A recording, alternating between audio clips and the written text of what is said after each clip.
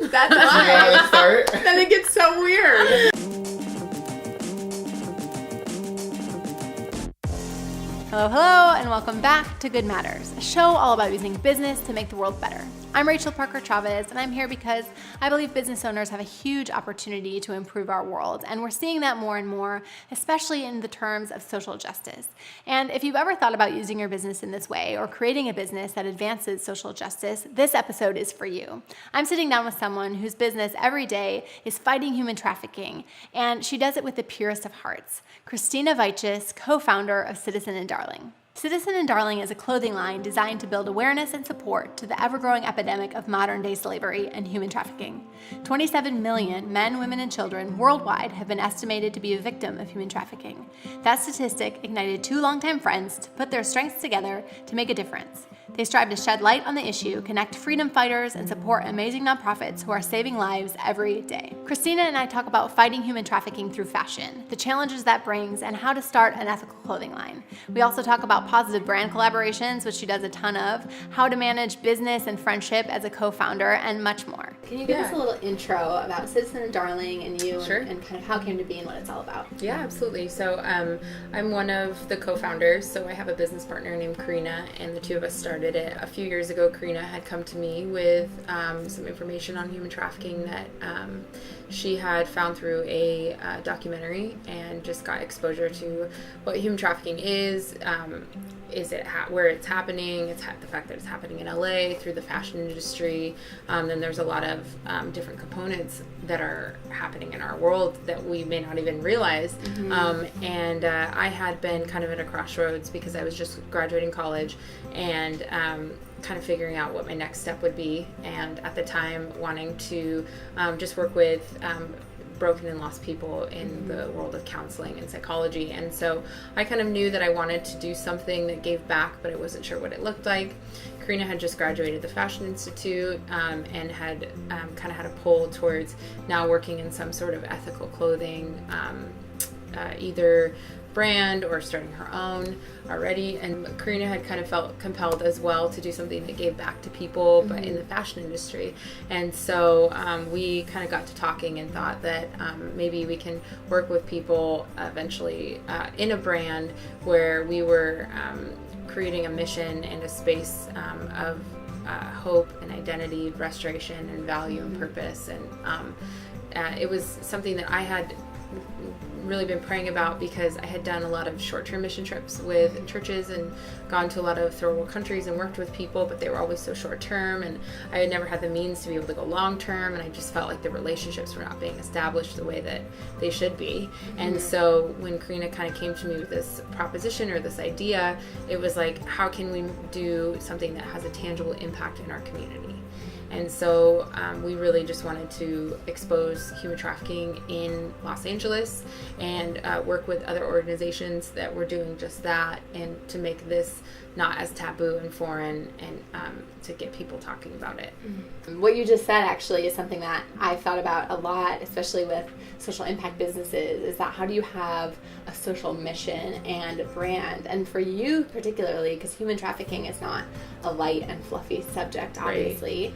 Right. It's really heavy and it carries a lot of weight, but then also you need to have this kind of lifestyle, like fun that people want to be a part of brand, right. As far as your fashion line. Right. How do you marry the two, or how do you work within that tension? Honestly, it's ever evolving. It's something that I'm still trying to figure out. It's kind of like, how do you, especially with social media, how do you post something that is like you said, like light and airy and fun and attractive, and then you switch gears to a human trafficking statistic that really breaks your heart. And I think that's something that I'm still learning, and I think the inspiration behind that is we just want to be a place of hope, to say, mm-hmm. This is what freedom looks like, living in the freedom of Christ and living in your true identity, but at the same time, let's not forget the ones that don't have that privilege yet. They're not there. Yeah. And so we wanted to kind of follow after brands that we love and that we're attracted to, but also say you can achieve this same look in a ethically made outfit, but at the same time, what is the meaning behind all of it? And so I think something that we really wanted to just convey is the meaning behind a brand, instead of, you can still have the brand and have it look a certain way, but you know, people kind of want to be a part of the story too. And so you have to sort of be good at both, which is something we're just still learning how to do. Yeah. As you're talking about your social mission, you said you're both ethically made, but then you also have tell us about kind of your model, how you built it in. It's certainly something that's also changing and evolving, and I think the good thing is that we just want to bring transparency to clothing, to production, and like, I'll be the first person to admit, when we first started, we didn't really know what the first steps were. How do you research a brand or a production blank model or clothing that makes blanks? And so Karina was kind of the one that took over in that aspect of finding companies that are either locally based or have transparency within their production. And so we chose a couple different clothing brands. One is Bella Canvas, the other is Alternative Apparel. And with Bella Canvas, they're not exactly like 100% fair trade, but they have a lot of transparency within their model. So they post videos of their factories in Los Angeles. They take you through the line of where they're getting their clothes, who's making them. They guarantee 100% no sweatshops. And so that's something that we felt really confident about going into. And then the other we use is Alternative Apparel a lot. And they're somebody who within their website, they can tell you where it's made, even if it's imported. They're really transparent about their factories and what their model and their standard is. Yeah. And like, the hard thing is that there is a fine line between making sure something's ethically made but also affordable, but also something you can kind of, because there's so many incredible like artisan goods out there that you could purchase, but as I'm learning, it takes a long time to establish to be able to afford that kind of thing. So we just wanted to make sure that we were offering something as ethical as possible, with the hopes of eventually going 100% fair trade with fair trade cotton and everything local, but it's a journey to be able to get there. So WRAP Certified is a nonprofit organization that creates a standard, kind of like how the FDA does with food. So they look at a few different things, the environmental aspect, the impact that it's having. Are the workers being treated fairly? Are they making the proper income to sustain themselves? And so that's kind of right now our standard as far as how we decide what to choose. Yeah. Have you found other parts of your business like that have been a struggle for like that tension and that balance? I found a lot as far as just us as people like running this business, mainly because a few years ago I was very much involved in like the fast fashion movement. Like I had no idea that I was contributing to these issues, shopping at a lot of cheap clothing places that are just acceptable because it was what I could afford. It was trending. I personally have found a lot of tension in just learning how to either not shop and appreciate what I already have. Yes. Because there's no point in throwing out everything you have, and you don't want to just start over because you're wasting the clothes regardless. Yeah. And so the biggest opportunity I've had is just like, if I can't afford something that is either ethically made or responsible or gives back, then I'm just going to try not to shop at all.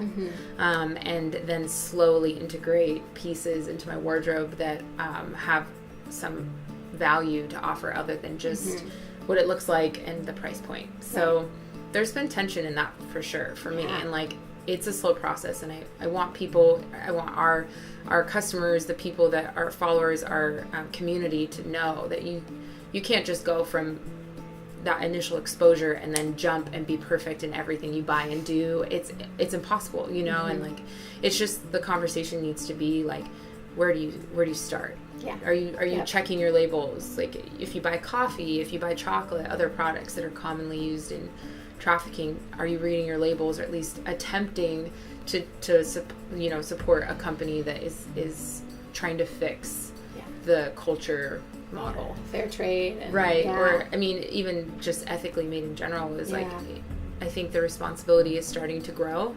I think that brands are now being held more accountable than they've ever been before. But we also need to have grace for them, because if you're running a huge business and corporation and you have a business model that has been operating one way, like, I can understand now from this perspective, it takes time to transition. Yeah. You know, and like I think that those transitions need to be praised just as much as the companies that are starting from the ground, 100% fair trade or whatever it is. And it's hard, but I think that it's a good thing that there's now a responsibility being added to it. Yeah. So focusing on human trafficking, there are a couple other brands, not a couple, there are several other brands who are focused on this issue, which is awesome because we need that, especially in the fashion industry, because it's a huge proponent of it. Absolutely. And so I see you actually working, you guys do a great job of having positive collaborations. How did that come about? Can you talk a little bit about that? Yeah. Our first collaboration came from our friend Jen with Uncover Jewelry, and I'm actually wearing one of her pieces right now. Gorgeous. She was somebody that I met at a human trafficking conference before we even started, and just got talking, and like our missions and our hearts had so lined up, and she makes everything by hand and donates part of her proceeds to an organization in Long Beach that works with human trafficking survivors. So it was just something that I felt like her pieces are beautiful. Like, if it could ever match somehow in an aesthetic with ours, like, the more the merrier. So the great thing about social media is you can kind of have fun with it and play around with it. And so she's kind of been like our number one collaborator as far as our clothing. Her jewelry is kind of a match made in heaven. As a rule of thumb, you always want to reach out, of course, and just explain who you are, and just to put it out there, because a lot of times you'll get intimidated by a brand if they have a lot of followers, or you've recognized their name before. But I found, for the most part, like, people just want to help each other, and there's a lot of community over competition. Oh, and I forgot to mention the Tote Project. Yes. They're one of our favorites. I love Michelle, one of the co-founders there. We've done a lot of collaborations with them as well. So that's another one that I would highly recommend. But even Michelle actually reached out to us when we were first starting, and we kind of traded pieces to do some pictures with. So reaching out and just kind of putting your name out there and saying, this is what we represent, we really love your products. And I would also say supporting each other, because a lot of times we can definitely trade apparel or whatever it is, but for businesses that are just getting off the ground, like, it's important that you support each other and either purchase something wholesale or purchase as a gift, or keep them in mind for your gifts in the future, so that you're kind of supporting each other's causes in your personal life as well as with your business. Right. So you mentioned Karina, and you've mentioned her before. Can you tell us a little bit about that? You obviously have a co-founder, and just kind of how that has worked, and anything in that regard? Yeah. So Karina is amazing. She has been a good friend of mine, as I mentioned, since we were kindergarten. But she has just such a talent for design and aesthetic and piecing things together. And she taught me how to use social media for her brand, like the first pictures for sure, when you're trying to figure it out. But she just has always had an eye for that kind of thing. It is a fine line talking about, okay, where does our not friendship stop, but how do you transition from friends to business partners, back to friends, you know? And I think just trying to show each other as much respect as possible. And for Karina and I think it's a little bit easier because we so want to celebrate the other person's ideas, but you know, I think it is hard. You have to really consider where the other person's at in their life, as far as just separating business from personal, or there are times where you need to add personal and say, like, I'm here for you as your friend first. The business comes second. And if we're not doing okay as individuals, or if we're struggling with something, or if we're just in a really great place in life, like, to let that be okay and to have business come second. You're a little bit more established now. Obviously, things are always constantly learning, growing, and I think we could probably talk to people who've owned businesses for 30 years and they would still say the same thing. I honestly, whenever I talk to kind of more established entrepreneurs, it's like that never changes. So as people just starting out, going especially into the social good space, do you have any advice? My number one advice would be to forgive yourself throughout the whole process, because there are so many things that would come up, especially in social good, or when you're just learning about some sort of epidemic like human trafficking. It pulls at your heartstrings, and it's hard to find that balance between acting on emotion versus trying to be practical. How do you make this into a business model? So I think just offering yourself a lot of grace, because it really will start to change you as a person too. Yeah. You and your business are married to each other in a sense. You kind of sew into each other, and I think your business will kind of reflect wherever your heart is as an individual. And so if you're dealing with something that breaks your heart, which is what your inspiration or your motivation is, just be aware that it'll start to reflect in your business. And so I think that's the great thing about social good businesses, is that you're seeing people's hearts on their sleeves when you're learning about their business and their story. But at the same time, like, just focusing on yourself in that transition, in that process, and being okay with not knowing how to do everything, and asking for a lot of help and a lot of questions, and researching things, and being okay with needing to ask for forgiveness. You know, we had a lot of customers our first 6 months in operation where we messed up their orders. We were doing the screen printing ourselves, like in Karina's garage with a screen printer, like curing them in the oven, her little boys running around. Like, it was one of those things where like, yeah, we're good. And like, you know, had to send a lot of apology emails and weird things with our website where we were sending people product that didn't actually order them, and just like all these little kinks. We were like, well, we're a new business and we have to be okay with making mistakes too. You know, and people are much more forgiving than you would think. And I think the mistake we made at first was just expecting to be perfect and to be professional and look like we have it all together. And even, you know, 2-3 years into it, we're still writing those letters from time to time and saying like, thank you for your grace, because we're still learning, you know, but here's my heart, and I appreciate you following along with us. So I think the best advice too is just to be transparent with your customers. You know, if you can turn them into friends as well, and people that you can get to know on a personal level, then there's so much more understanding of like, hey, I'm still working on the practical side of things, or the actual business, whatever it is. Yeah, logistics. Yeah, logistics are still kind of working the kinks out, but this is where we want to be, you know. And so like, thank you for taking the journey with us. So you've talked a lot about a lot of hurdles and challenges that you faced. Is there any one thing, if you were to go back, start over, that you'd say, okay, I would do differently this time? It's hard, because I think if I didn't go through those things, we wouldn't be where we are today, which is not saying that we're an established, successful brand, but we're, you know, on our way there. I think I would try to delegate more, because when you don't know how businesses work, or finances, or writing a business model, or all these things where I'm still trying to figure it out, not asking for help, I think, is the worst in that. And so you might have more resources than you actually even realize. And so looking back, I think I would have asked for more help, or kind of sat down and said, like, I want an established mission, an established vision, all the kind of things that we're now working on, which it's great timing too, because now you have something to pull from and say, now looking back, this is where we've been. But if I could do it all over, I think I would have tried to have a little bit more of a concise mission within it. But I don't know, because I think I think there's been so many things that have been able to kind of transpire from the mistakes and the hurdles and the challenges. The evolution of the business. Yeah, for sure. But I think delegation, for some reason, it's something I don't know why, it's part of the entrepreneurial like spirit. I can do everything. Yes, and we have such a struggle asking for help, and like I feel like I see this all the time.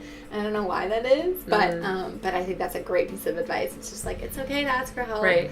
And if someone says they want to help you, to not feel guilty about that, and to let them. Or like, I'm a failure because I don't know how to do this thing. You know? And so I think that's especially important if you are a 1 or 2 man show, because a lot of times I'll get emails and they're like, I'm looking for your media person or your human resources person, or all these things. I'm like, it's me. It's me. Yeah, right here. Oh, hold on 1 second. Let me get her for you. Yeah. Like, yeah, it's me again. I think that's important, because if you kind of hold it in and say, no, I need to be perfect and have everything, which every entrepreneur goes through. And I think one of the best pieces of advice I've ever been given is like, realize that everyone's just making it up as they go along too. Like, there's no, like, because brands are constantly changing, trends always change, like more responsibilities being brought through. So the assumption that people just know what they're doing is a big fat lie.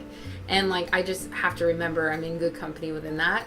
And when I delegate things, that I'm almost allowing other talents and strengths and gifts to come into the space and the creative space and say, I have struggled with that and I found a great solution, or I don't know either, but let me go through this with you, you know, and then you start to find out that at least you're not alone.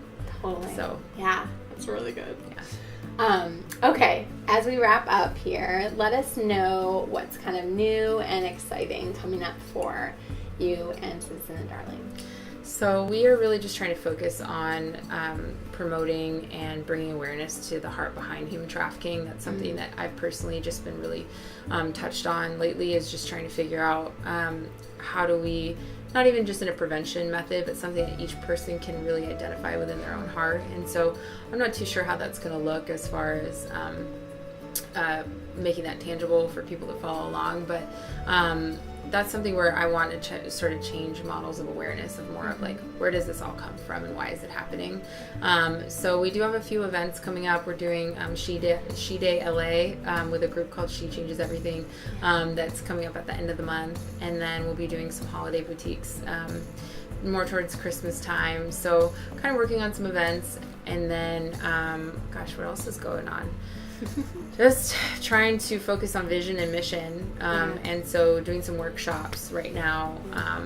That's something that I will just try my best to be as transparent about, so anybody following along can kind of come alongside that. And it's going to be an interesting rest of the year, but we're excited. Good. And then you kind of mentioned your website, but just so everyone can follow along and connect with you guys, what's the best way? Oh, so citizenanddarling.com, just all spelled out, is our website, and I'm really trying to get more active on blogging and having guest bloggers and being able to interview people who have either been through human trafficking or are an advocate or have some sort of piece that we haven't added to our puzzle yet. And then we're on Instagram, which is our most active social media account, which is just Citizen and Darling. I'm always available to have conversations or be reached out. So any of those ways are the best way to follow along. Perfect. Yeah. Cool. Don't you just love how candid Christina is about the challenges she's faced and still faces in her business? You can tell she really desires transparency, not just in the fashion industry, but in her business as well. And that takes a lot of strength and vulnerability. And I know I certainly can learn from that. I hope you did too, along with all of her other great information. And as always, if you have any questions, please feel free to send them my way. If you like this episode, especially if you know of other people who are also using business for good, please share it with them. And don't miss a thing by signing up for Defining Good updates, tools, and free resources you can't get anywhere else on defininggood.com. Remember, you have a unique voice and a distinct circle of influence, so you can choose to ignore it or you can use it to change the world. Thanks so much for watching, and I hope to see you again soon. How's this? Should we just both sit like this the whole time? Is this awkward? So awkward. Oh, yeah. Hello, welcome. Yes, welcome. Hello. Okay. Welcome. Welcome.